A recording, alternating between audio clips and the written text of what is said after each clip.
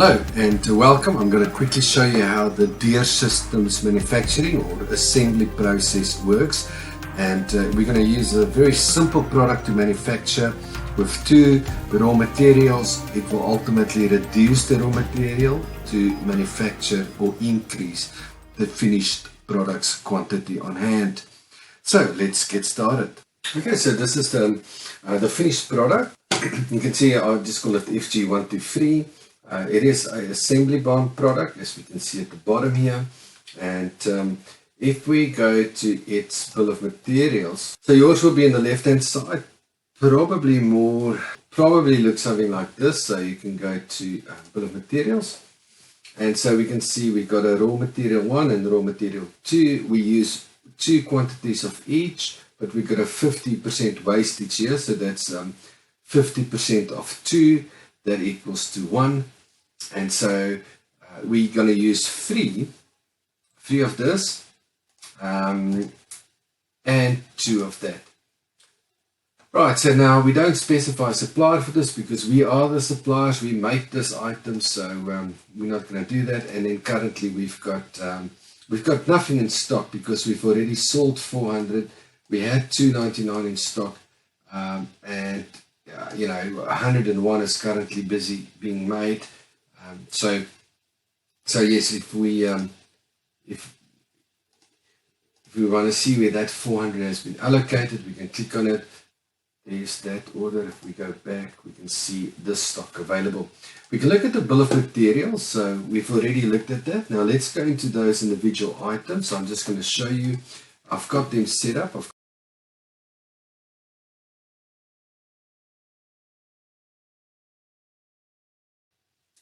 I'm going to go to purchases and reorder. So let's have a look. Right, so that's me, and I can see it's currently saying, you know what, I need to, I've got minus 400 available of this item, and I need to reorder. Now it does say 600, and the reason it says 600 is because I've got 6 locations. And yeah, so you have to set it up either per location. So you can go into reorder levels and set it up per location. Or if you're just going to use the standard level, it will multiply by the amount of locations you've got. So keep that in mind. The one is a global figure, the other one is a per warehouse. So if you use more than one warehouse, you can see there's no price. And the reason for that is because if I'm going to go and say reorder here, it's going to create a assembly order as opposed to a purchase order. So if I click on that assembly order, we will see it open up, and immediately we can see, all right, it says, okay, here's your assembly order. This is what I want you to make.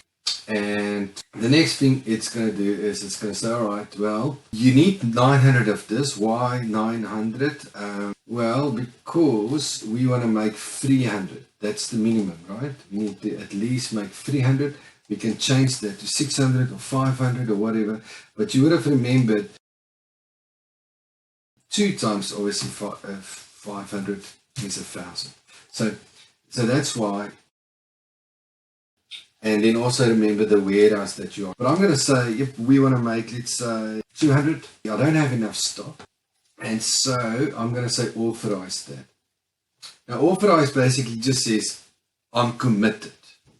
If I go to pick and I'm going to go, pick all of this stuff, and if I'm going to say process, it's in fact not going to let me continue because I don't have enough stock.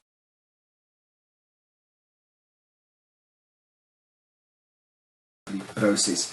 So that's why it says it's got 427 available. And that's what it's saying then. It says, yep, you can go in. And now because we see a red, we need to know, we know that we need to run a purchase process. So we can go and say reorder back order. We can see raw material 1 and raw material 2 over in here.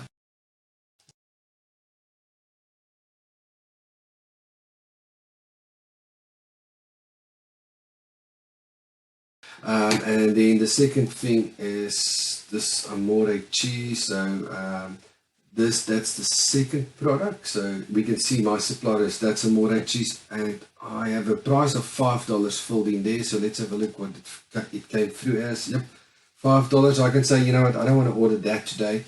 I see I've got 427 on hand. We've got 100 minus 107 available because that's how much we have already allocated. But I can go and say, you know, I want to order 500. Okay, so that's what I'm going to do there, and I'm going to say reorder. And if we, there you can see it created purchase orders. And so if we're going to go into purchase orders, so purchases,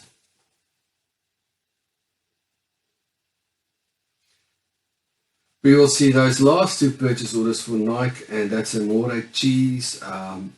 We can see it says 0, doesn't it? But the moment you're going to click into it, the totals will populate. Okay, so the totals populate. This is the supplier with all its details. There we can see the raw material number 1 with quantity 1,000, and so basically we can authorize it, and then, you know, send them an email, receive the stock, and in fact let's do that. Let's say authorize. I'll say receive the stock. I'm going to say receive the stock. Okay, that's received. And you know, I'm not going to do the invoice right now. So let me go to the other purchase order. So yeah, I just you can see this is the second purchase order, and there we go. And I'm just going to receive the stock. So I'm going to say copy that. Everything looks fine. Authorize that. And so we got all of the raw material in at this stage. So I'm going to go back to the assembly process. Right, so just going back to this assembly process, it told me that it's not yet finished, it's authorized, and I'm going to, coming to pick, I can see that everything is black at this stage, and all I'm going to do is I'm going to say, let me in fact say auto pick again. There we go. We can see that the cost is now populating because we have purchased it. And all I'm going to do is I'm going to say allocate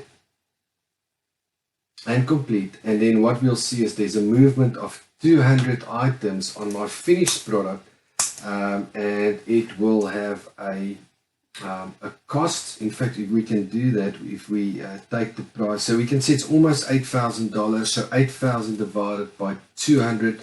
That should be, I think, about 40 or about 30. Almost $39